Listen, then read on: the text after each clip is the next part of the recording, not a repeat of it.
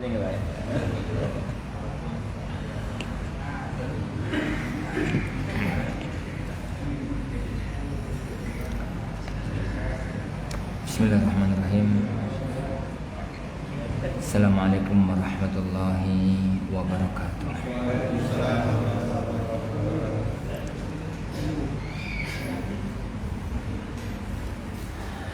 Innal hamdalillah nahmaduhu wa nasta'inuhu wa nastaghfiruh wa na'udzu billahi min shururi anfusina wa sayyiati a'malina. May yahdihillahu fala mudilla lahu wa may yudlil fala hadiya lahu. Asyhadu an la ilaha illallah wahdahu la syarika lahu wa asyhadu anna Muhammadan abduhu wa rasuluh. Allahumma salli wa sallim wa barik ala nabiyyina Muhammad wa ala alihi wa ashabihi wa man sara ala nahjihi ila yaumiddin, amma ba'd. Alhamdulillah para ikhwah, para jemaah kaum muslimin, kaum muslimah yang semoga senantiasa mendapatkan curahan rahmat dan keberkahan dari Allah Subhanahu wa taala. Alhamdulillah kita kembali dipertemukan oleh Allah Subhanahu wa taala di majelis kita, Majelis Al-Arba'un An-Nawawiyah, 40 hadis pondasi utama dalam agama kita. Insyaallah kalau nggak salah ingat, pertemuan kita yang terakhir hadisnya sudah kita baca, perawinya sudah kita yang dipelajari, tapi isinya belum. Ya, benar. Isinya belum. Jadi akhirnya kita harus ngulangi membaca hadisnya.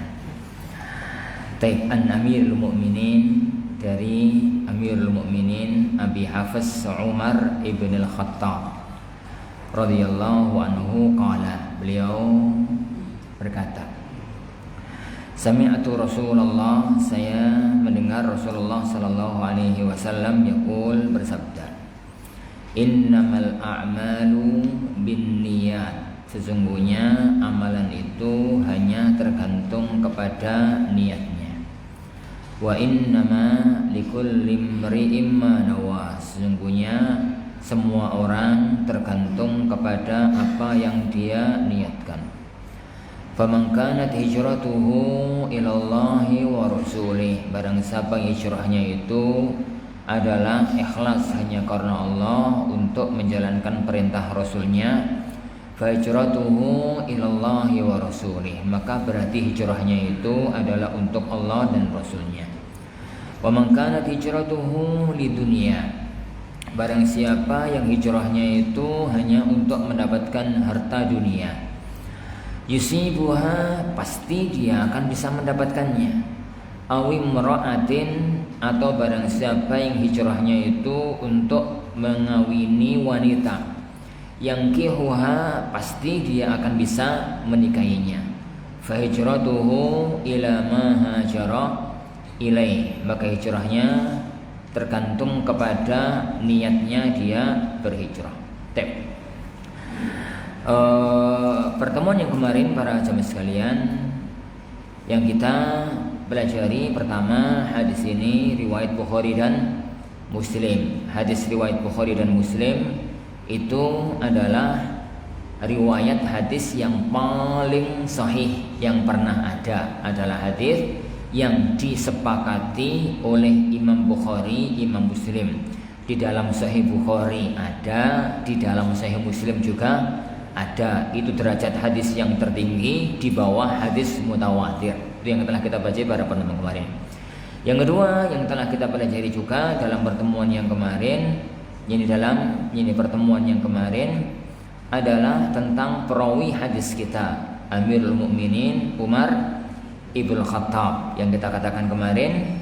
Jadi orang yang pertama kali dapat gelar Amirul Mukminin adalah Umar ibn Khattab. Amir itu pemimpin, mukminin itu orang-orang yang beriman, pemimpinnya orang-orang yang beriman. Kenapa? Karena kalau Rasulullah dulu sebagai kepala negara, beliau adalah dipanggilnya ya Rasulullah, wahai Rasulullah. Tatkala beliau sallallahu alaihi wasallam meninggal dunia pada hari Senin 12 Rabiul Awal tahun 11 Hijriah, maka di hari yang sama itu pula lah Abu Bakar diangkat menjadi pemimpin kaum muslimin, menggantikan beliau sallallahu alaihi wasallam sebagai kepala negara, bukan sebagai seorang nabi. Bukan sebagai seorang nabi. Besok dibaiat kembali oleh segenap kaum muslimin hari Selasa pagi. Kemudian beliau dipanggil oleh kaum muslimin dengan panggilan ya khalifata Rasulullah, wahai penggantinya Rasulullah. Jadi 2 tahun kemudian, 2 tahun 2 bulan kemudian beliau meninggal dunia. Kepemimpinan kaum muslimin diteruskan oleh Abu Bakar, oleh Umar Ibn Khattab. Beliau dipanggil ya khalifati Rasulullah, wahai penggantinya Rasulullah. Umar mengatakan, ojo ngono rek, loro kabeh ngono. Lah engko nek kapan orang setelahku piye? Lah terus pripun? Kami manggil jenengan itu pripun gitu. Maka beliau mengatakan antumul mu'minun wa ana amirukum. Kalian itu kaum mukminin dan aku adalah pemimpin kalian. Panggil aku Amirul Mukminin. Dan itu adalah gelar pertama yang ada di tubuh kaum muslimin di zaman Umar Ibn Khattab. Para hadirin azanillahu yakum, perawi hadis ini adalah Umar Ibn Khattab radhiyallahu an. Yani beliau berkata, innamal a'malu binniyat. Redaksi hadis ini salah satu redaksi hadis. Jadi riwayat ini diriwayatkan dengan beberapa riwayat yang lain. Jadi dalam beberapa riwayat yang lain ada lafadznya itu innamal amalu binniyah. Ada riwayatnya itu innamal a'malu binniyah gitu ya. Jadi riwayatnya itu macam-macam. Kenapa? Karena meriwayatkan hadis itu beda dengan meriwayatkan Al-Qur'an. Nih meriwayatkan Al-Qur'an, menyampaikan Al-Qur'an itu harus persis huruf-hurufnya, enggak boleh geser. Karena lafadznya datang dari Allah Subhanahu wa ta'ala. Jadi kono wong itu mengatakan yani koyoke lafati Al-Qur'an ngene, koyoke piye to koyoke apal ya ucapno, gak apal ya jangan ucapkan. Tapi kalau hadis itu boleh meriwayatkan secara makna. Lafate mungkin keliru-keliru titik tapi maknanya semakna. Itu yang dalam dunia ilmu riwayat namanya ar-riwayatu bil makna, semakna. Kenapa? Karena hadis itu adalah bagian dari wahyu.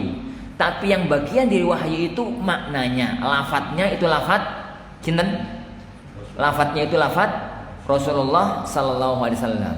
Jadi karena wahyu yang Allah turunkan kepada Rasulullah itu ada 3 jenis. Nggih, wahyu yang Allah turunkan kepada Rasulullah sallallahu alaihi wasallam itu ada 3 macam. Ada Al-Quran, ada hadis Qudsi, ada hadis Nabawi. Ada Al-Quran, ada hadis Qudsi, ada hadis Nabawi. Al-Quran itu yuk dari mulai Al-Fatihah sampai minal jinnati wan nas. Itu lafadznya datang dari Allah, maknanya datang dari Allah Subhanahu wa taala, dan Allah jadikan lafadznya itu nilai khusus. Jadi huruf per hurufnya berpahala dan bisa dibaca kalau mau ibadah sholat. Dalam istilah para ulama itu yuta'abbadu bitilawatihi man qara'a kitaballah falahu bikulli harfin hasanah. Barang siapa yang baca kitab Allah per hurufnya itu dapat 1 kebaikan. Kamu dan 1 kebaikan berbalaskan 10 pahala. Murai Allah Subhanahu wa taala 1 kebaikan itu pahalanya 10. Ini minimal, belum ditambah bonusnya. Ini minimal. Wala taqulanna alif lam mim harf. Kamu itu jangan katakan alif lam mim itu 1 huruf. Tapi alif 1 huruf, lam 1 huruf, mim 1 huruf. Jadi maca Quran itu berpahala meski orang ngerti artine. Tapi nek ngerti artine luwe agung. Gambarane Syekhul Islam Ibnu Taimiyah ku ngeten. Gambarane Syekhul Islam Ibnu Taimiyah itu begini. Podo-podo sama-sama maca Al-Qur'an. Yang ngerti artine maca terus paham gitu ya. sama nggak ngerti arti ini, pahalanya sama dari sisi hitungan. Sama-sama alif lam mim dzalikal kitabul la raiba fihi hudal lil muttaqin, itu hitungan hurufnya sama, pahalanya sama. Masa alif lam mim sing ngerti karo sing nggak ngerti hurufnya beda hitungane padha. Hitungane itu padha, pahalanya anggaplah hurufnya wonten pira, Pak? Gak ngerti aku. Anggaplah 15, ini anggaplah 15. Ya sama, 15 huruf. Ya sama masing-masing dapat 10 pahala, tapi beda. Beda. Apa bedanya? Kata Ibnu Taimiyah rahimahullahu taala, sing gak ngerti huruf anggaplah pahala iku wujude semongko. Yo semongko cili-cili, tapi 150 biji. Ini kan hurufnya mau 15. 15 kali 10 pahala berarti 150. Anggaplah wujud pahala itu semongko. Yo semongko 150 cili-cili. Lah sing ngerti artine yo 150 tapi gede-gede. Lah jenengan milih sing pundi? Wis sing gede-gede ngono. Jenengan milih sing pundi, maka yang besar-besar itu perlunya kita bacakan. Baca Quran itu kalau bisa itu moco, faham artine. Ngoten nggih. Kalau nggak bisa Ustaz, yo belajar tuwa ya. Wis tuwa. Pisah baca Quran itu jadi dua model. Ada qiraatu tilawah, ada qiraatu tadabbur. Qiraatu tilawah niku pripun? Moco sekedar boco. Itu untuk ngejar banyaknya huruf. Qiraatu tadabbur itu moco sambil disandingi terjemah. Alif lam mim dzalikal kitabul la raiba fihi hudal lil muttaqin. Itu adalah kitab, yakni sebagai petunjuk bagi manusia, bagi orang-orang yang bertakwa. Oh, ngono maknanya. Lanjut. Alladzina yu'minuna bil ghaib gitu. Jadi ada waktu untuk baca tilawah, ada waktu untuk baca tadabbur. Ngoten nih. Ya, semacam itu. Itu Al-Qur'an. Yang kedua hadis qudsi. Hadis qudsi ini kenapa, Pak? Rasulullah ngomong qala Allah taala, Allah berfirman, tapi lafaz iku didoleki di Al-Qur'an sampai elek gak ketemu. Jadi misalkan Rasulullah bersabda qala Allah taala, Allah berfirman, a'dattu li'ibadiyal muttaqin ma la 'ainun ra'at wa la udhunun sami'at wa la khatara ala qalbi bashar. Aku wis nyediakan untuk hamba-hambaku yang bertakwa surga yang tidak pernah dipandang oleh manusia, yang belum pernah terdengar oleh telinga, yang belum pernah terbesit dalam pikiran manusia. Ini sabdanya Rasulullah, napa firman Allah? Firman Allah, Rasulullah ngomong langsung qala Allah berfirman. Tapi ini dipadosi teng Al-Qur'an, dicari teng Al-Qur'an. Ya sampai elek ora ketemu, memang ra ono. Memang enggak ada. Hadis dalam Arba'in Nawawi, ngoten nggih, kan ada beberapa hadis berikutnya. Ya ibadi, inni haramtu dzulma ala nafsi faj'altuhu bainakum muharraman fala tadzalamu. Rasulullah bersabda, Allah Subhanahu wa taala berfirman, wahai para hambaku, aku itu mengharamkan kezaliman atas diriku sendiri, dan aku jadikan itu haram atas kalian. Jangan saling mendolimi. Ini firman Allah, bukan sabda Rasulullah SAW, tapi tidak terdapat dalam Al-Quran. Maka itu namanya hadis qudsi. Lah kalau hadis qudsi periwayatannya boleh dengan makna, boleh dengan makna, karena tidak bernilai Al-Quran. Yo mocoe per hurufe nggak koyo Al-Quran. Nek kalau baca hadis, baca yang lain itu kan pahala itu pahala nilai umum, bukan per huruf. Terus nggak boleh dibaca saat sholat. Geger ku jamaah. Yani walallin amin. Yani inni a'datu ngono ora kabeh. Yani a'datu li ibadiyal muttaqin. Makmumi geger. Kenapa yang dibaca itu hadis qudsi, bukan Al-Qur'anul Karim. Itu hadis qudsi. Yang ketiga, hadis nabawi. Ini juga bagian dari wahyu. Tapi hadis nabawi ini para jamaah sekalian, yang diwahyukan oleh Allah itu maknanya.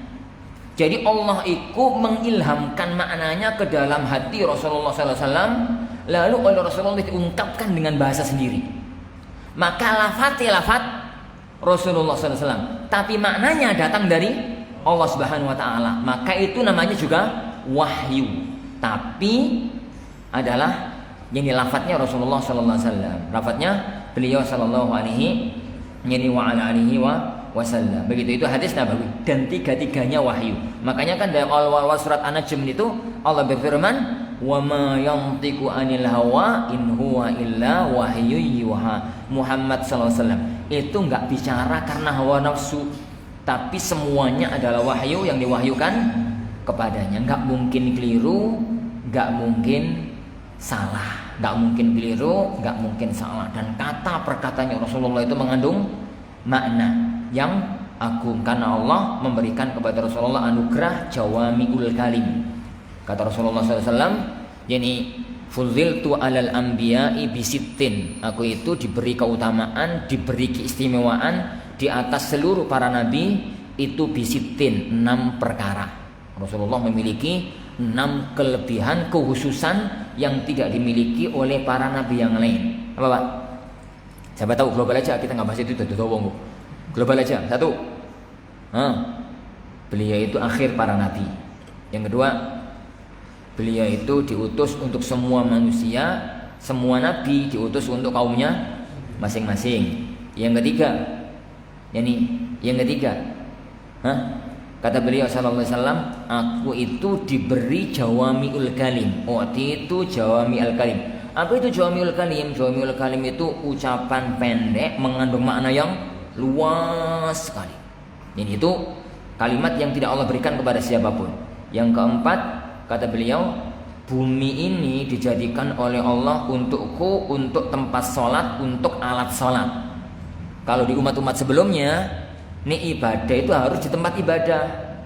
Jadi nggak boleh tempat yang lain. Tapi kalau umat ini, ya mau di terminal, mau di sawah, mau di hutan, mau di tengah laut, ini wajib sholat tetap sholat. Ada air, wudhu. Gak ada air, tayamum. Jadi itu khusus umat ini. Yang kelima, uhillat liyal ghanimah, ghanaim. Ghanimah itu halal untukku. Kalau umat-umat yang lain haram. Ini para nabi sebelumnya dulu nih perang sama orang kafir, terus dapat harta rampasan perang. Harta rampasan perang itu ditumpuk di depan semua orang gitu, ya ditumpuk. Terus kemudian ditunggu akan datang api dari langit turun. Seru ono zaman itu ono foto ono api. Tapi orang ono foto. Turun dari langit, datang menyambar, hangus habis, selesai. Ini suatu ketika di zaman Nabi Yusha ibn Nun itu dikumpulkan api kata toko. Kenapa? Ya api kata toko. Ono sing salah apa ora? Akhirnya Nabi itu pikiran paling ono sing maling iki. Ono mas perang mau delok wong kafir ono jam tangan apik sendiri dari ini.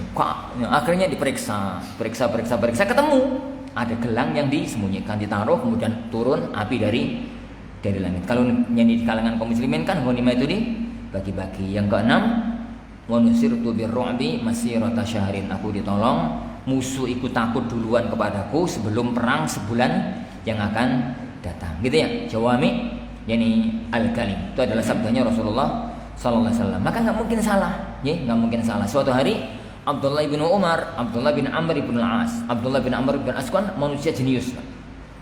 Belajar bahasa Ibrani itu 2 minggu selesai dan iso. Nih, aku kan belajar bahasa Inggris ra iso. Beliau itu diperintahkan oleh Rasulullah untuk mempelajari bahasa Ibrani. Bahasa Ibrani itu bahasa apa? Bahasa Taurat.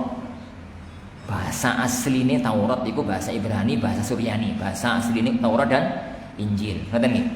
Nah, suatu ketika Rasulullah SAW niku ketipu dalam tanda kutip oleh orang-orang Yahudi. Karena apa ya? Beliau kan nggak bisa bahasa apa itu? Bahasa Ibrani, bahasanya asli mereka. Akhirnya Rasulullah memerintahkan kepada Abdullah bin Amr bin Al-As untuk belajar bahasa asing, bahasa non Arab, belajar 16 hari lancar bahasa Ibrani. Wong saiki ngono mah kamlot iku. Sekolah ngono, kuliah ngono. Wong belajar bahasa Inggris tahun 2 tahun dianggap pinter kok padahal yo. Semacam bilang, beliau itu pinter nulis, jenius orangnya. Karena pinter nulis, pada rata-rata para sahabat itu gak bisa nulis. Kan masyarakat di zaman itu kan ummi. Gak bisa maca, gak bisa nulis. 1-2 orang yang bisa. Salah satu di antara mereka yang bisa adalah Abdullah ibn Amr bin As. Beliau itu kemana-mana. Rasulullah ngomong apapun ditulis. Ngoten nih. Nah, itu tuh dikomentari oleh para sahabat yang lain. Dul. Kan jeneng Abdullah. Kan jeneng Abdullah. Bener toh, Abdullah kan wong Jawa manggilnya jadi Dul. Dul. Sampeyan kuwi aja ngono. Lah wong Rasulullah itu ya manusia biasa, kadang-kadang ya nesu, marah. Rasulullah pernah marah? Ya pernah. Kadang-kadang Rasulullah itu ya sedih. Ya mungkin aja pada waktu Rasulullah marah itu ngomongi ini salah. Ya udah tulis kabeh lah. Udah ditulis semua. Abdullah ku sedih. Ngono biasanya beliau kan semacam itu. Patulah beliau sama Rasulullah sallallahu alaihi wasallam. Abdullah mengatakan, ya Rasulullah, kula niku biasai semua yang jenengan sampaikan saya tulis. Lah kok teman-teman niku komentar ngoten kula niku dibully ngene bahasa saiki ngono. Menurut kalian nih, teman-teman kok ini berkata demikian. Ini pripun ya Rasulullah? Maka Rasulullah mengatakan, "Uktub ya Abdullah, fama kharaja min hadzal fam illa haq." Tulis wahai Abdullah, tulisan. Karena tidak ada yang keluar dari mulutku ini kecuali kebenaran. Tidak ada yang keluar dari mulutku ini kecuali kebenaran. Kandi siapapun yang keluar dari mulut Rasulullah SAW adalah kebenaran. Sampai pun guyonan itu gak mungkin salah, gak mungkin benar. Dalam Sahih Bukhari, suatu ketika niku wonten mbah-mbah, ada mbah-mbah gitu, menghadap sama Rasulullah SAW, nenek-nenek nih, menghadap sama Rasulullah SAW. Kemudian beliau ngomong setelah bertanya mengenai masalah agama, kemudian beliau ngomong, ya Rasulullah, tolong jenengan doakan saya bisa masuk ke dalam surga. Rasulullah SAW ngomong, ini mbah di surga itu nggak ada mbah-mbah. Nangis. Ini sudah jadi muslim, sudah jadi orang taat, sudah sepuh, ya siap-siap meninggal dunia, kemudian minta didoakan oleh Rasulullah masuk ke dalam surga. Jawabnya Rasulullah kok malah ngoten, mbah di surga itu nggak ada mbah-mbah. Nangis beliau, nangis. Begitu melihat mbah itu nangis, Rasulullah senyum lalu mengatakan, mbah, orang itu kalau sudah masuk surga balik muda lagi antara 30 sampai 40 antara 30 sampai 40 tahun. Ini kan umur puncak. Durung dadi wong ya gak bocah. Katanya orang dadi wong itu kan umur 40 tahun. Makanya rata-rata nabi itu kita angkat jadi nabi di atas 40 tahun. Nanti kalau masuk surga itu balik nom-nom gitu. Terus bentuknya kayak bentuk bapake. Sinten? Nabi Adam. Nabi Adam itu dulu pada waktu Allah ciptakan di surga itu tingginya berapa? 30 meter. Bahasa hadisnya itu 60 zira. 60 zira. Satu zira niku sak menten dari ujung ini sampai sini. Itu satu zira. Kata para ulama-ulama Syafi'iyah 48 cm. Ini sampai sini. Ya kisarannya 48 ping suita pinan. Ya 27 28 meter. Dong. Nek wong itu umur kan gak mungkin kuru kados kula to. Tadi diting lo tur. Wong iki kok wedi. Tek. Ngomong apa tadi Anda ini? Semacam itu. Itu guyone Rasulullah tapi tetap benar, gak mungkin bohong. Suatu ketika Rasulullah itu didatangi sama ibu-ibu. Setelah tanya beberapa masalah, kemudian Rasulullah itu tanya, "Mbak, lah sampean kan istrine emas yang meripati ada hitam-hitamnya itu toh, ada warna hitamnya itu toh." Ini wanita itu bingung, selama dia jadi istri nggak pernah merhatikan meripati suami ini. Pulang-pulang itu meripati suami ini dipandengi. Napa toh Dek, kok mandeng motoku pun apa? Tadi saya ketemu Rasulullah, kata sampean meripati sampean itu ada hitam-hitam. Loh ya mesti meripati orang ada hitam. Kon itu men kasih ngomong, yang nggak bisa melihat. Itu guyon Rasulullah tapi tetap jujur, ngoten. Tapi tetap jujur. Kita kembali pada hadis. Kang lantur kemana-mana. Innamal a'malu binniyat. Ngoten, innamal a'malu binniyat. Ana katakan tadi riwayat ini datang dari beberapa model, ada beberapa lafaz-lafaz yang lain. Ya karena ana dulu pernah diprotes. Pada waktu saya nulis buku itu loh, Pak, kaidah-kaidah fikih itu loh. Lah, hadis yang pertama tentang masalah kaidah itu kan hadis ini yang saya tampilkan. Tapi qadarullah aku enggak peduli, enggak terlalu perhatian. Saya copy paste dari Sahih Bukhari. Dari zaman saya kan zaman copy paste tuh yo. Copy paste dari Sahih Bukhari. tak cuplik gitu aja. Lafati itu innamal amalu binniyah. Lafati itu. Protes kalau teman-teman. Salah Ustaz. Salah, hadis sampean salah. Mosok toh? Tak buka kitabnya. Oh iya, gak podo karo Arba'in Nawawi. Gak podo karo Arba'in Nawawi, tapi podoe karo Sahih Bukhari. Dalam arti ini itu salah satu riwayat. Nanti kalau ada ustadz meriwayatkan dengan lafaz yang lain, ojo di salano, nggak ada salano. Ini, baik. Tapi akhirnya tak ganti juga dengan lafaz ini, yakni karena lafaz ini kadung kondang. Jadi nyalai sing kondang iku ya ora lumrah. Orang ilok nih wong Jawa nih. Innamal a'malu binniyat. Innama niku dalam bahasa balaghah niku lil hasr. Lil hasr itu untuk arti pembatasan. Nih bahasa kita itu hanya. Al-a'mal itu bentuk jamak dari amal. Mencakup amal hati, amal lisan, amal perbuatan anggota badan. Amal itu kan hati punya amal. Apa contohnya amal hati, Pak? Yuk sedih, yuk berharap, yuk takut. Ya amal hati kan sedih, berharap, takut, arep-arep, macam-macam. Itu namanya amal hati. Amal lisan, maca Quran, zikir, ya apalah gitu ya, amal lisan. Amal perbuatan banyak oleh amal perbuatan. Ya salat, ya haji, ya jihad, ya bakti sama orang tua, apa itu amal. Jadi bin niat, dengan niat.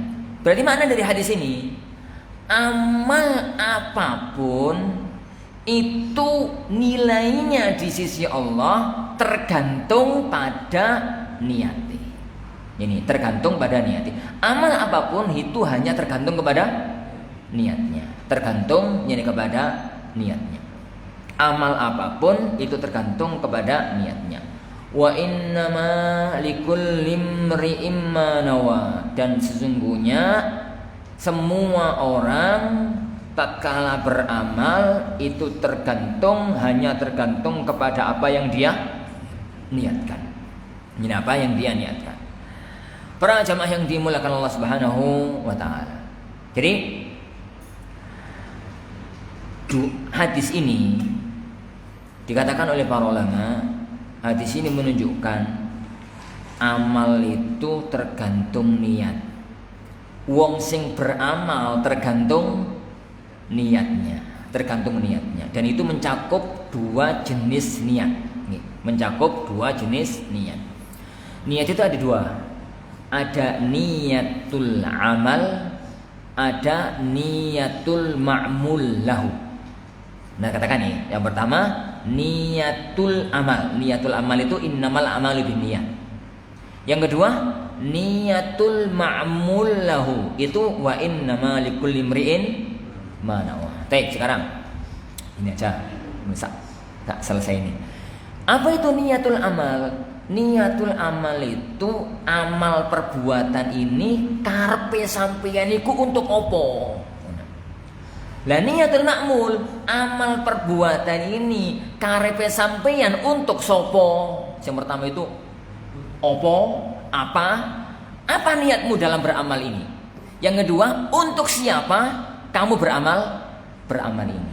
Lah, niatul amal itu kaitannya dengan kajian fikih.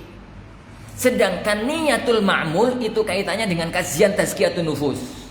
Kajian hati, kajian ikhlas dan macam-macamnya itu, riya, sum'ah, ikhlas, yani dan macam-macamnya itu. Baik. Kita bahas sekarang yang pertama dulu. Niatu al-amal.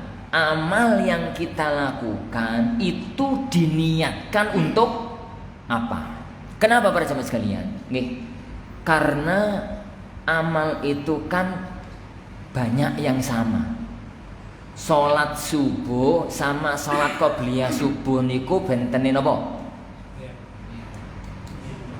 Salat subuh 2 rakaat. Qobliyah subuh 2 rakaat. Bedanya apa? Yang satu dawa, yang satu pendek, Ustaz. Iku enggak beda. Karena salat subuh pakai kulhu ya sah. Kan Ustaz, Rasulullah itu nek salat subuh itu panjang, pakai alif lam mim sajdah sama nyanyi hal ata alal insan. Ini itu cuma atap ya. Nyanyi. Baik. Nek salat qobliyah kulullah qul ya ayyuhal kafirun sama qullah. Iku ora bedane. Karena pertanyaan fikihnya, nek jenengan salat subuh pakai qul ya ayyuhal kafirun sama qulullah sah napa mboten? Sah. Ya berarti gak beda. Lah nek jenengan salat qobliyah subuh terus pakai alif lam mim sajdah sama kul nyani hal ata alal insan sah napa mboten? Sah. Ya berarti gak beda. Mek biasa ya Rasulullah niku begitu. Yani bedane niat. Lah kalau jenengan itu keliling masjid ini muter ping 7. Iku perbuatan itu haram, berpahala napa berdosa? Ya tergantung karepe apa. Nek karepe tawaf jadi syirik. Nek karepe jogging jadi halal. Nek karepe niku ndoleki dompeti ibuke sing ketinggalan kari pas salat subuh jadi pahala. Tergantung niati. Makanya kata para ulama, niatul amal itu ada dua macam. Fungsinya itu ada dua. Tamyizul ibadat ba'dhuha min ba'd. Membedakan antara satu ibadah dengan ibadah yang lain. Yang kedua, membedakan antara mana ibadah, mana bukan ibadah. Membedakan antara satu ibadah dengan ibadah yang lain. Semua ibadah ini para jamaah sekalian ada yang mirip. Mesti ono miripi. Sholat subuh sama sholat qobliyah itu sama. Sama persis. Nggih. Sholat tahiyatul masjid sama sholat qobliyah itu sama. Persis. Tata caranya sama. Persis. Sholat duhur karo sholat asar bagi musafir itu sama. Persis. Musafir kan bisa sholat asar di waktu duhur, bisa sholat duhur di waktu asar. Persis. Lah, poso ini kalau orang puasa di bulan Syawal, iki poso qadha, apa poso Syawal, apa poso Senin Kemis, apa poso nazar, persis. Kuna bedanya.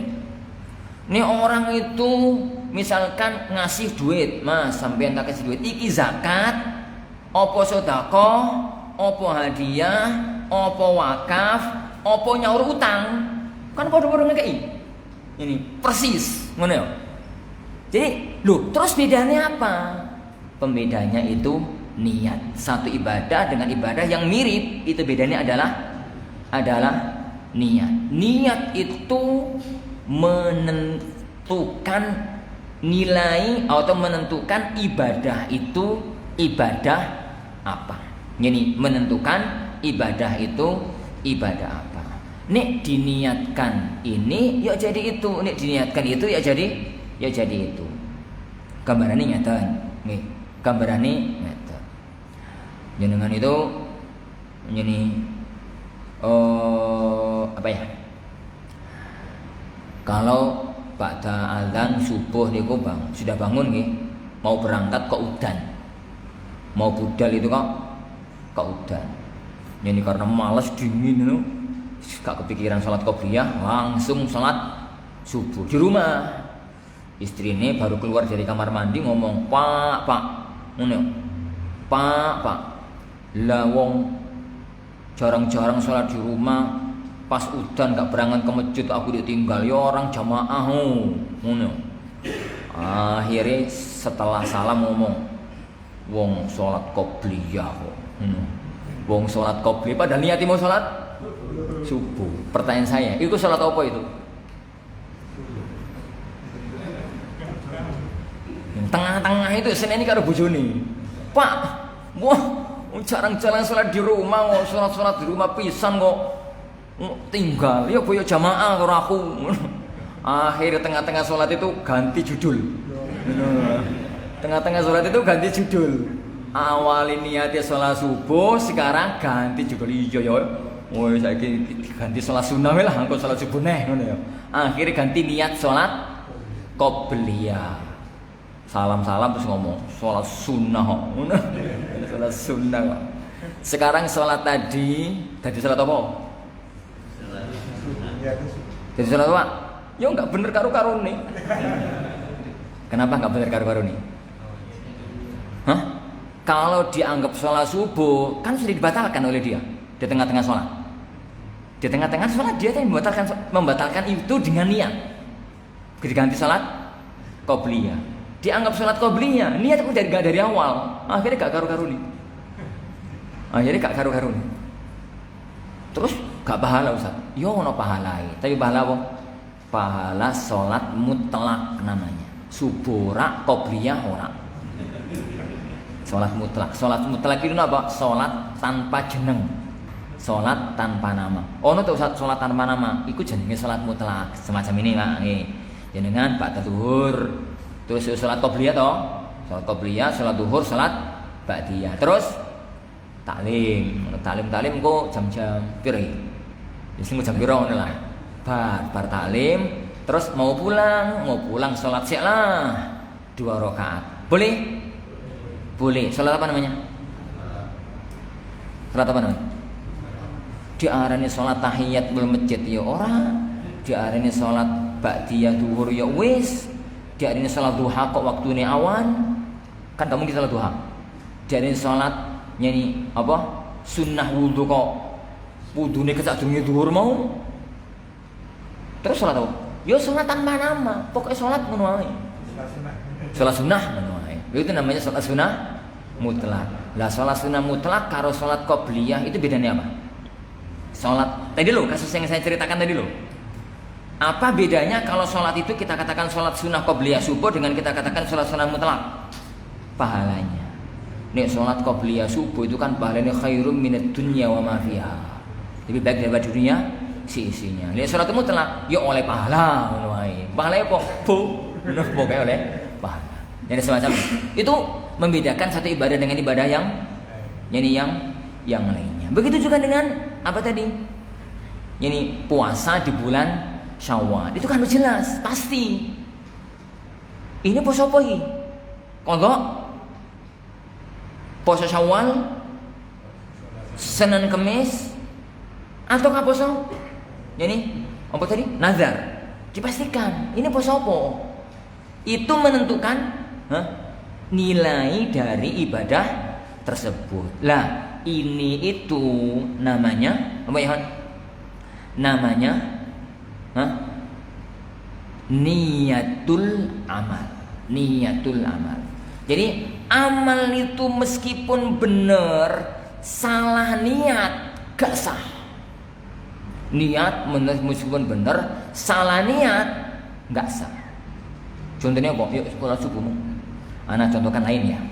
Jadi niatnya bener, tapi kok niatnya bener, amale bener, salah niatnya. Ono wong itu ket mabeng niku nglembur sampai subuh, sampai subuh. Bar subuh niku salat, setelah salat lanjut kerja sampai jam 9:30 baru selesai. Ngantuk pol. Akhirnya ngomong nih bojone, "Bu, aku tak turu ku ya.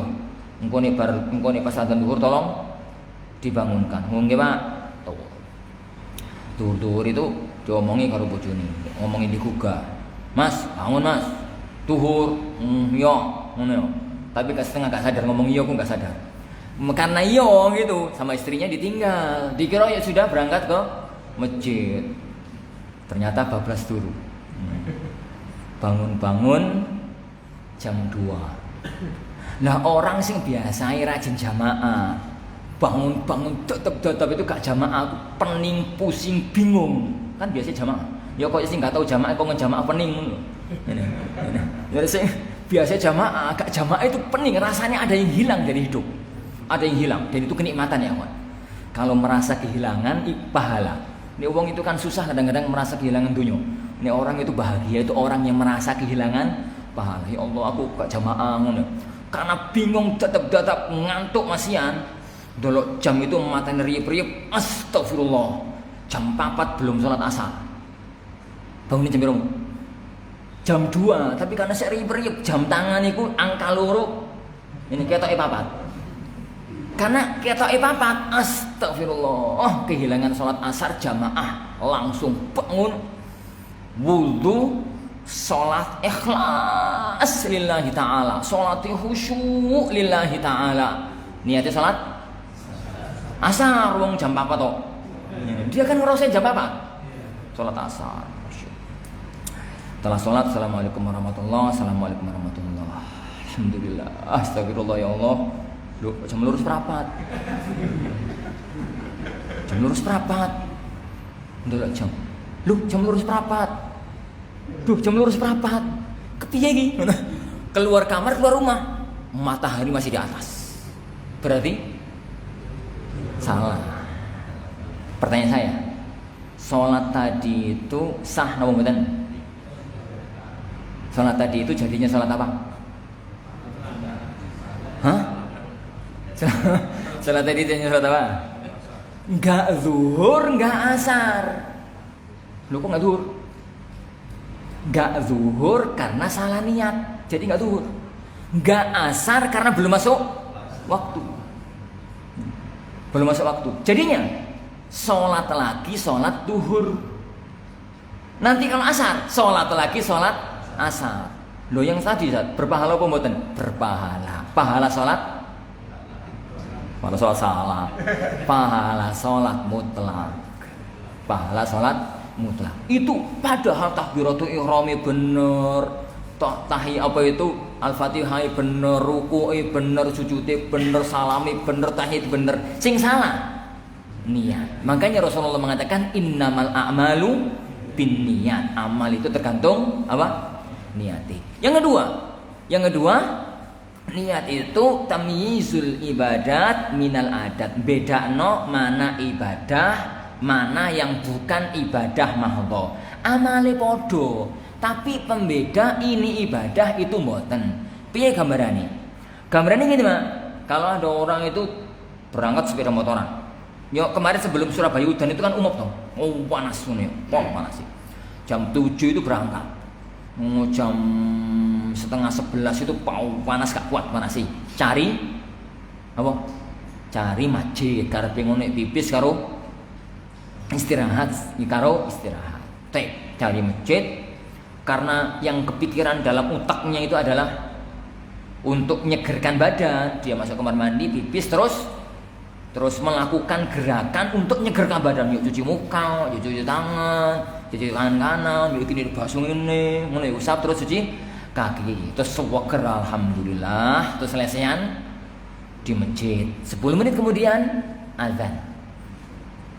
Pertanyaan saya, gerakan tadi kan persis kayak gerakan wudu toh. Basuh muka, basuh tangan, kanan, tangan kiri, ngusap kepala, ngusap telinga, terus basuh kaki. 10 menit kemudian azan. Wajib wudu lagi mau mboten?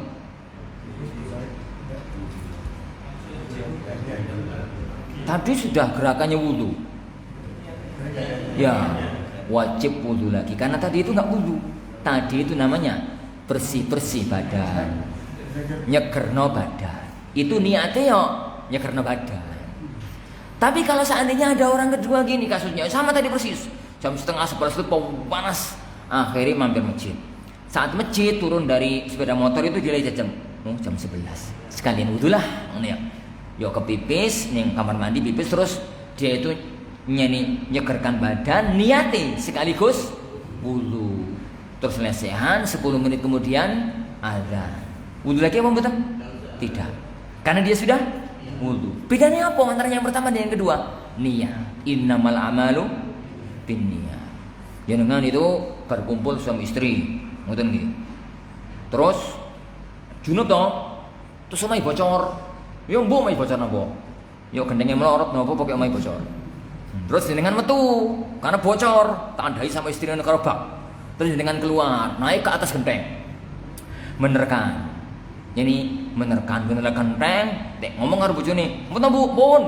Selesai turun. Bapak anduk mandi lagi mau mboten? Wis basaku yuk kademen. Iku jam 12 bengi. Wis kademen, turun mandi junub lagi napa mboten? Kok bingung sih? Tergantung niate. Nek pada waktu keluar ndure genteng kalau mau, itu niatnya cuma benerin genteng tok, turun-turun mandi lagi. Tapi nek dhuwur genteng mau kebetulan ngono ya. Sekalian mandi junub, karo mundurin genteng sekalian mandi junub. Turun-turun anduan selesai. Bedanya apa? Niat. Innamal a'malu binniyat. Yang satu jadi ibadah mandi junub, yang satu jadi benerin genteng. No. Yang benerin genteng tok. Kenapa? Bedane niat. Innamal a'malu binniyat. Paham nggih? Niku jenenge niatul amal. Niatul amal. Jam piro iki?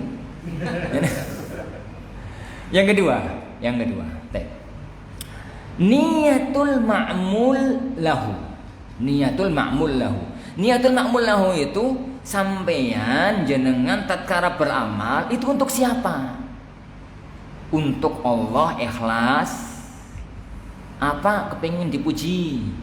Apa hanya kepingin dapat dunia? Itu namanya niatul ma'mul. Jadi kalau niatul amal itu kaitannya dengan sah dan tidaknya amalan. Kalau niatul ma'mul itu kaitannya dengan diterima dan tidaknya satu amalan di sisi Allah Subhanahu wa taala.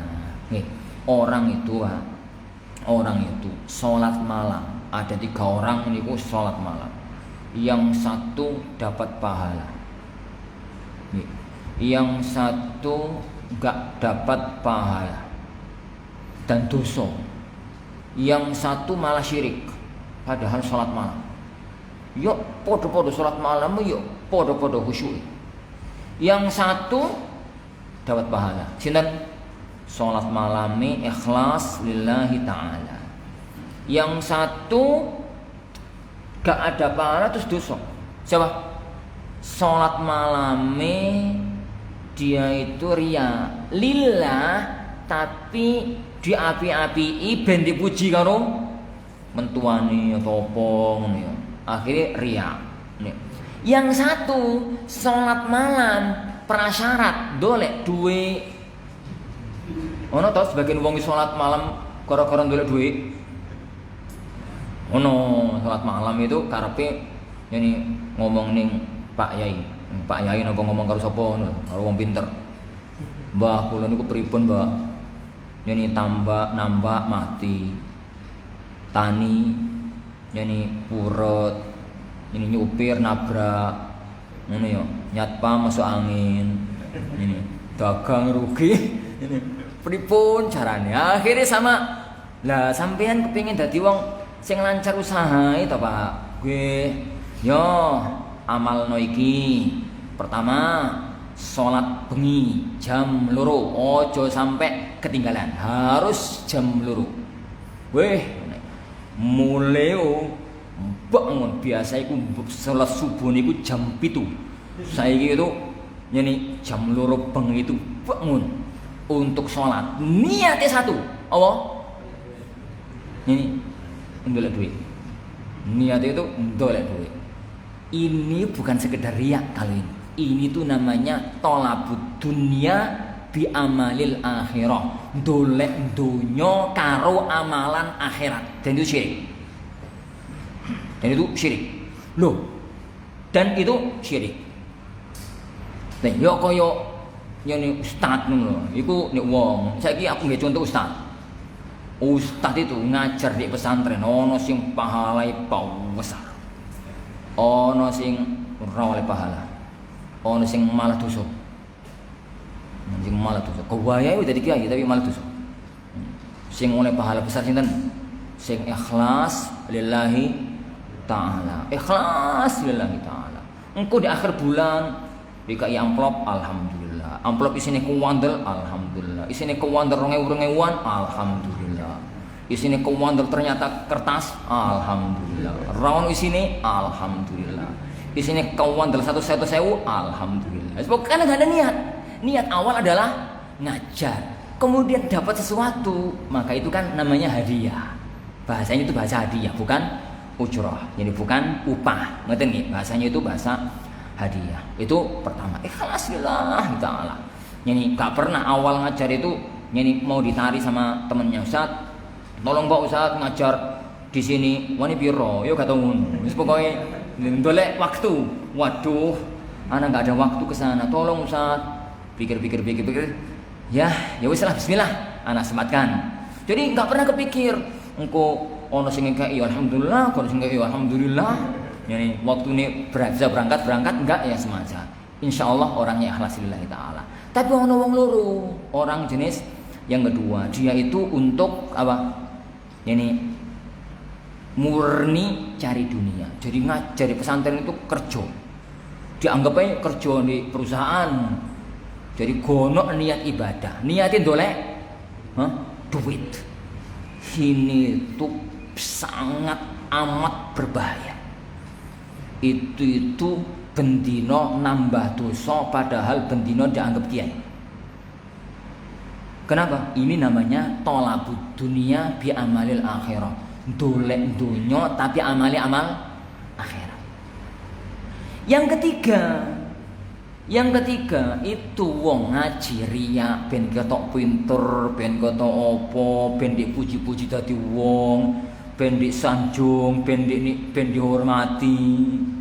Maka itu juga berbahaya. Podo ngajari sama-sama itu tapi amal niatnya beda. Namanya niatul ma'mul lahu. Lah, niat ma'mul lahu, niat yang pertama tadi kaitannya dengan kajian fikih, sah napa mboten. Niat yang kedua ini kaitannya dengan kajian apa? Tazkiyatun nufus, ikhlas napa mboten. Jadi, niat yang pertama kaitannya itu sah apa enggak? Niat yang kedua kaitannya itu yani dapat pahala, yani apa? Apa tidak? Ini sah dan dapat pahala itu bukan dua yang menyatu loh, itu bisa-bisa. Kadang-kadang ono amal itu sah tapi nggak berpahala. Ono amal itu sah tapi berpahala. Kan muncul 4 kondisi. Niatul amal sama niatul ma'mul. Akhirnya muncul 4 kondisi. Niat amale bener, niat makmule bener, itu pertama. Yang kedua, niat amale bener, niat makmule salah. Yang kedua. Nomor 3, niat amale salah, niat makmule bener. Ketiga. Yang keempat, niat amale salah, niat makmule salah. Keempat. Yang kelima, rono. Yang keempat, wong loro kok, loro kan 4. Jadi 4. Sekarang yang pertama, apa contoh nih? Niat amale bener, niat makmule bener. Salat asar nanti niatnya salat asar, amale salat asar, ikhlas lillahi ta'ala. Niat amali benar, niat makmule benar, maka sah dan berpahala insyaallah. Yang kedua, niat amali benar, niat makmule salah. Oh, yuk sholat asar niatnya asar, amali amal sholat asar tapi riya. Sah dalam arti yuk nggak ada gugur kewajiban, nggak ada kewajiban untuk mengqadha. Sah, tapi oleh pahala enggak. Salah. Yang ketiga, niat amale salah, niat makmule bener. Niat amale salah, niat makmule bener. Wong kerinan mau, karipan mau, sing bangun jam loro tapi sholat asar mulu. Itu niat amale salah, niat makmule bener. Apa hukumnya? Enggak sah, tapi enggak sah tapi dapat pahala. Pahala apa? Pahala sholat mutlak. Tapi enggak sah. Ngulangi zuhur, ngulangi asar. Enggak sah. Terakhir, niat amali salah, niat makmuli salah. Iki kebangetan kali. Yo, wis niate salah, riya pisan. Yo wis gak sah terus apa? Kok oleh pahala. Ini enggak dapat, ini pahala. Jadi itu dua hal yang terpisah. Makanya Rasulullah mengatakan innamal a'malu binniyat wa innama likulli imri'in ma nawa. Amaliku tergantung kepada niatnya. Ini pada niatnya dan sesungguhnya semua orang tergantung kepada apa yang dia niatkan. Baik, terakhir ya, Wan. Ini kalau dibawano tebo lah. Iki sampai asar gak iso kabar iki. Ini ada hadis itu. Kapan-kapan masalah yang lainnya. Kita masuk sekarang pada contoh. Rasulullah mengatakan faman kanat hijratuhu. Ini itu namanya studi kasus. Jadi Rasulullah membuat kaidah innamal a'malu binniyat wa innama likulli imri'in ma nawa. Itu kaidah. Kaidah umum. Ya berlaku di sholat, berlaku di poso, berlaku di haji, berlaku di taklim, berlaku di azan, berlaku di imam, berlaku di ini, berlaku semua masalah. Ngerti nggih? Lalu Rasulullah ngasih contoh. Jadi faman kana hijratuhu itu jangan difahami kasus niat, masalah niat cuma masalah hijrah, bukan. Faman kana hijratuhu itu kasus, contoh kasus. Contoh kasus. Gambarane ngene lho, wong hijrah. Ngono gambarane contohnya itu wong hijrah. Hijrah dari kota Mekah menuju Madinah. Kenapa yang dibuat contoh oleh Rasulullah ke hijrah? Hijrah itu ibadah mengumpulkan semua unsur ibadah. Ibadah hati, ibadah badan, ibadah harta, ibadah nyawa, kumpul jadi satu. Ibadah hati, nek wong gak karep budal, ya ora budal-budal. Sopo arep maksa. Ibadah badan, itu bayangkan zaman itu Mekah Madinah 450 kilo, rongono pesawat, rongono bis, rongono sepeda motor. Ini berangkat ini. Yang ketiga, yani apa itu ibadah harta. Kenapa? Wong Mekah itu membolehkan orang Muslim budal di Madinah asalkan hartanya ditinggal. Total ditinggal. Abdurrahman bin Auf ini kan konglomerat kota Mekah. Pada waktu berangkat di Madinah nggak bawa apapun. Jadi itu ibadah harta, ibadah nyawa. Wong hijrah tatkala itu taruhannya nyawa. Kenapa? Melewati padang pasir luas dan mereka nggak bawa bekal. Loh, ibadah yang gabungan ibadah apa mau? Hati, ibadah badan, ibadah harta, ibadah nyawa kumpul jadi satu. Nek niate gak karena Allah, gak ada gunanya. Nek niate hanya karena calon bojoku hijrah gawa bapak aku gak hijrah pisan lah, patah hati. Ya oleh ya bojo iku tok. Oleh ya cuma istri itu aja. Itu kata beliau, faman kanat hijratuhu aw imra'atin yankihuha. Atau timbang di Mekah gak duwe pegawean, barengan di Madinah yang bisa dapat pekerjaan. Yang Madinah karena itu, ya niatnya hanya karena itu. Itu kenapa Rasulullah membuat contoh hijrah. Tapi ini berlaku bagi yang lain juga, dan hadis semacam ini para sahabat sekalian bahwanya beliau ngasih kaidah kemudian membuat contoh. Ambil satu hadis inilah sebagai contoh. Innallaha katabal ihsana ala kulli syai'. Allah itu mewajibkan untuk berbuat baik kepada siapapun dalam kondisi apapun. Itu kaidah. Lalu beliau ngasih contoh. Contoh nih, faman yani fa idza dzabaha fa idza qatala falyuhsin al-qitlah. Nek kalau ada orang bunuh sing apik to, mateni wong sing apik. Nek ada orang fa idza dzabahtum fa ahsin adzibha. Nek kapan sampean bele sing apik. Carane piye? Pisau ini tajamkan buat binatang itu tersembelih dengan nyaman. Apakah berbuat kebaikan itu hanya dalam kasus pembunuhan dan penyembelihan? Enggak, semua bidang. Tapi ini namanya contoh kasus. Nek mateni orang itu aja harus berbuat baik. Nek membunuh binatang, menyembelih binatang itu aja harus berbuat baik, apalagi karo tonggo, karo konco, karo orang tua, karo ini, karo yang lain. Maka begitu juga dengan sini. Hijrah sekelas ibadah yang mengumpulkan hati, badan, nyawa, harta. Nek enggak ikhlas, enggak ada gunanya. Apalagi mek salat, ibadah badan to. Apalagi mek zakat, ibadah harta to.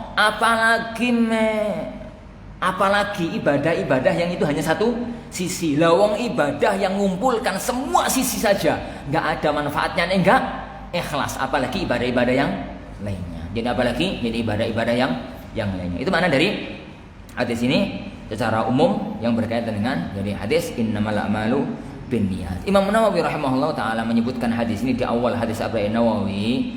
Beliau itu ingin memberikan satu isyarat. Sampeyan nek belajar kitab iki ikhlaso. Nek gak ikhlas ra ono gunane. Sadurunge mlaku hadis kedua, hadis ketiga, hadis keempat, hadis ke-40 ben kita datang yang sini itu apa? Berpahala, ikhlaskan belajar itu lillahi ta'ala, mencari ilmu, menghilangkan kebodohan untuk diri kita, untuk mencari keberkahan Allah, yakni mendapatkan ridha dari Allah Subhanahu wa taala. Wallahu a'lam bissawab. Nggih. Baik, ada yang mau disampaikan monggo barakallahu fikum sebelum Anda tutup majelis kita. Tadi saya mulai jam 12 kurang seperempat, sekarang jam 1 kurang seperempat, pas 1 jam. Monggo para ikhwah, barangkali ada yang mau disampaikan barakallahu fikum. Iya. Jika seorang beramal, Hah? beramal untuk tujuan mendapatkan yang bisa mendapatkan harta atau mendapatkan pendidikan. Tapi ada dalil seperti siapa yang ingin dipuaskan istrinya dan sebagainya, maka sebulan pada bulan. Apakah ini bukan termasuk orang bekerja bersama Baik. Orang beramal itu ada 4 beramal ya, yang kaitannya dengan pertanyaan jenengan itu ada 4 macam. Pasti tuh Pak. Oh ya, singkat ya. Pertama, nih orang beramal akhirat niku nggih, itu ada 4 macam. Yang pertama, orang beramal lillah ta'ala, wis gak mikir pahala, yuk gak mikir surga. Pokoknya kenapa mas sampean amal mas? Yuk karena ini perintah Allah, aku ingin menjalankan perintah Allah Subhanahu wa taala. Ini ikhlas, berpahala dan yakin mesti akan dapat Allah hasilnya dunia akhirat. Kenapa perjalanan sekalian? Karena hasil itu koyo uang iku, hasil dari amal itu koyo orang itu gawe amben. Nek uang itu gawe amben mesti duwe longan. Ngerti longan mboten nyamian? Itu lho nisore amben iku lho, iku jenenge apa? Kolong. Longan, kolong. Pokoknya sampean gawe amben mesti ndilang. Meskipun gak niat, aku gawe amben, kepengin duwe kolong, ngono ya ora. Ini pokoknya secara otomatis. Itu yang pertama. Yang kedua, orang beramal lillah, ikhlas karena Allah, arep-arep dapat pahala ben masuk surga, tidak dari neraka. Ini juga ikhlas, selevel dengan yang pertama. Selevel dengan yang pertama. Yang pertama tadi apa?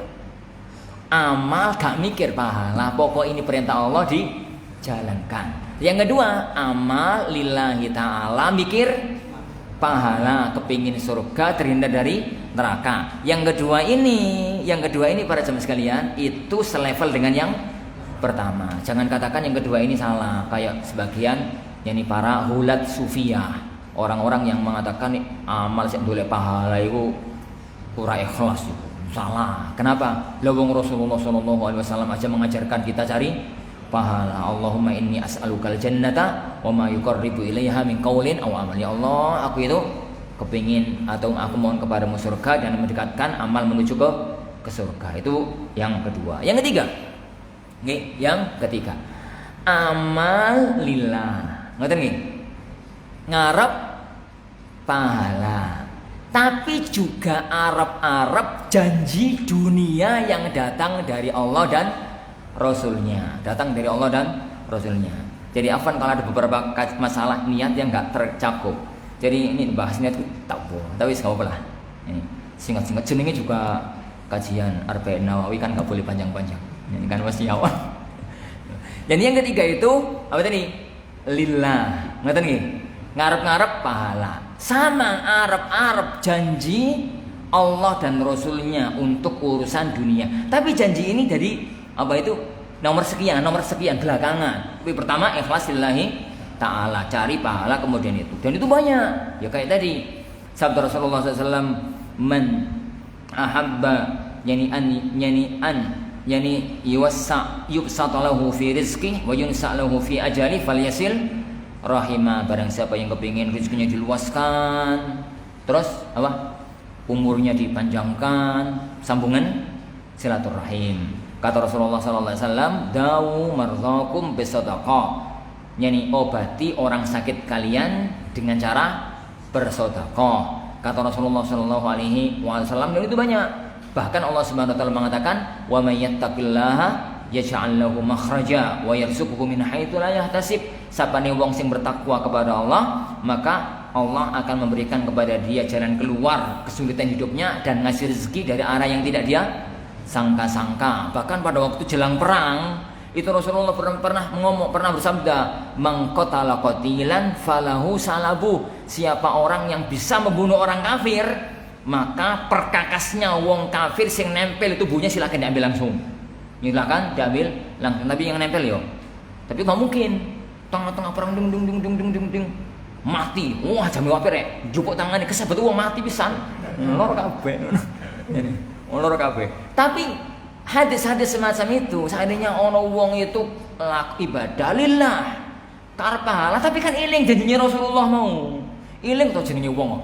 Eling semacam itu, maka itu juga sah dan masih ikhlas, tapi nilainya berkurang seiring dengan porsi keinginan dunia itu. Seiring dengan porsi keinginan dunia. Semakin porsi itu naik, semakin nilainya berkurang. Tapi tetap ikhlas dan tidak berdosa. Betul nih? Tetap ikhlas dan tidak berdosa. Yang paling baik itu nggak usah mikir. Mau nggak mikir juga oleh kok. Nggak mikir juga oleh. Bilang itu, mau nggak ambil itu dolongan. Yakin tuh itu, pasti. Lah yang terakhir itu. Yang nggak pertama, nggak kedua, nggak ketiga. Wong amal bukan karena Allah, tapi seandainya nggak karena janji dunia itu, aku gak kepingin sholat, yo gak kepingin poso, yo gak kepingin zikir, yo gak kepingin, itu murni cari dunia, itu yang amalud dunia bi amalil akhirat, sampai pada level kesyirikan. Ini sampai pada level ini kesyirikan, murni untuk mencari dunia. Aku nih gak duit bayaran ya ora gelem ngajar, nampung aja barang. Ini semacam itu. Jadi nggak ada niatan itu. Allah Subhanahu wa taala yang semacam waduh. Ya wis rawo. Apakah boleh menggabungkan niat 2 salat sunnah? Salat 2 rakaat dengan niat tahiyatul masjid dan salat duha. Masalah ini para jamaah sekalian masyhur dalam dunia fikih dengan masalah tadakhul. Dalam dunia fikih dikenal dengan istilah tadakhul. Tadakhul itu 2 ibadah menyatu jadi satu kesatuan. Itu boleh dengan 5 syarat. Niku sing dawa, maka sing dawa tadi ini. Itu boleh dengan 5 syarat sebagaimana dikatakan oleh Imam Ibnu Rajab Al-Hambali rahimahullahu taala dalam Qawaid Ibnu Rajab. Secara umum ini jamaah sekalian, menggabungkan antara 2 niat itu boleh dengan beberapa syarat. Kita aja lah, yang penting-penting aja beberapa syarat, enggak usah limong, beberapa syarat. Yang pertama, amale jenisnya sama. Jenis dan tata caranya sama. Yang kedua, waktu pelaksanaannya sama. Jadi yang ketiga, salah satunya bukan qadha. Yang keempat, salah satunya tidak ikut, bukan amal tabi, bukan sekedar ikut. Yang kelima, saling bisa mengisi, saling bisa mengganti. Dikatakan iki ya iso, dikatakan ku ya iso. Gambarnya gini. Nggih, gambarnya begini. Jenengan mau berangkat duhur azan budal di masjid. Di hadapan jenengan ada 2 sholat. 1 sholat tahiyatul masjid, 2 sholat qobliyah duhur. Ngerti nggih? Sholat qobliyah duhur. Ini ada 2 sholat terjadi di waktu yang sama. Pertama, 2 sholat itu tata caranya sama persis gitu. Nggak ada bedanya. Yang kedua, waktu pelaksanaannya sama persis gitu. Yang ketiga, salah satunya bukan qadha. Makanya gabung antara puasa qadha Ramadan sama puasa Syawal itu nggak boleh, karena salah satunya qadha. Itu salah satunya qadha. Itu yang pertama. Yang ketiga, yang keempat, salah satunya tidak tabi. Tidak tabi itu jadi antara sholat subuh dengan sholat qobliyah subuh. Salat qobliyah subuh itu ikut apa ya? Ikut subuh nih. Ini ikut subuh nih. Maka jangan gandeng. Ikut salat qobliyah sekaligus salat subuh nih. Penak men. Ngene. Salat qobliyah dhewe, salat subuh dewi. Yang ketiga, yang kelima itu saling memasuki. Saling memasuki itu pripun? Saling memasuki itu, yuk, nih kalau jenengan sholat ke masjid, sedang azan kemudian berangkat ke masjid. Ini dikatakan sholat tahiyat, benar apa mboten? Benar. Dikatakan sholat qobliyah, benar apa mboten? Benar. Benar. Maka kalau digandengkan jadi satu itu sah dan dapat pahala duanya. Yang dapat pahala ini duanya. Ini. Tapi kalau sampai amale bedo, ojo. Salat duha kalau salat hari raya. Ono sebagian model wong-wong itu. Ustaz pripun Ustaz ya? Ustaz ana berada di komunitas yang salatnya itu besok Ustaz. Lah besok itu kayaknya kata pemerintah belum hari raya Ustaz. Besok masih tanggal 30 Ramadan. Tapi nek aku gak sholat hari raya Ustaz, Senin ini usah kampung Ustaz. Nek gimana Ustaz? Nek aku tetap budal di masjid, budal di lapangan. Tapi bisa poso Ustaz. Lah engko pada waktu orang-orang sholat hari raya, aku melok sholat Ustaz. Tapi niatnya sholat duha. Ngono kok pripun Ustaz? Ya ojo Mas. Ndi ono ceritane sholat duha 7 karo 5. Ndi ono ceritane sholat duha itu 7 dan 5 yo. Sampai yo bolas, bunadi ngono lho pokoke nggak ikut sholat atau nggak ikut sholat kalau memang yakinnya itu besok masih tanggal 30. Jadi nggak tadi ya, itu salah global perincian. Tapi itu global lagi, global. Kalau mau diperinci, yo panjang. Kalau mau diperinci panjang, karena itu salah satu di antara masalah rumit dalam dunia. Salah satu di antara masalah rumit itu masalah tadakhul. Namanya tadakhulul ibadat. Yang tadakhul ini ahli ibadah. Contoh kasusnya, misalkan jenengan mantun subuh niku kumpul suami istri, ngoten nggih. Ini kumpul. Terus setelah itu wis waya ning sawah budal sik, ngono waya ning toko budal sik. Setelah jam 10 pulang, arep budal ke masjid. Ingat kali ini hari Jumat, ngono toh. Terus mandi Jumat. Gak eling kalau isu mau kita ngonoan. Ini kita semuanya bukan iling. Ilingnya sekarang hari Jumat. Niate mandi Jumat. Ba'da sholat Jumat kepikiran astagfirullah iya.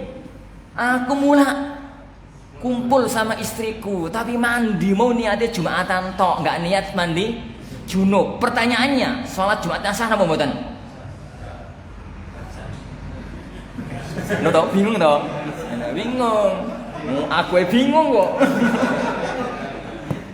Itu namanya apakah mandi tadi bisa berlaku untuk junub apa tidak? Itu namanya tadakhul al ibadah. Tadakhul ibadah. Kapan-kapan lah Pak. Oh jam mikir iku sik yo. Allahu a'lam. Insyaallah subhanahu wa ta'ala ini kita pelajari, mudah-mudahan ada barokah dan manfaatnya. Kita akhiri majelis kita. Subhanakallahumma bihamdik, asyhadu an la ilaha illa anta, astaghfiruka wa atubu ilaik. Assalamualaikum warahmatullahi wabarakatuh.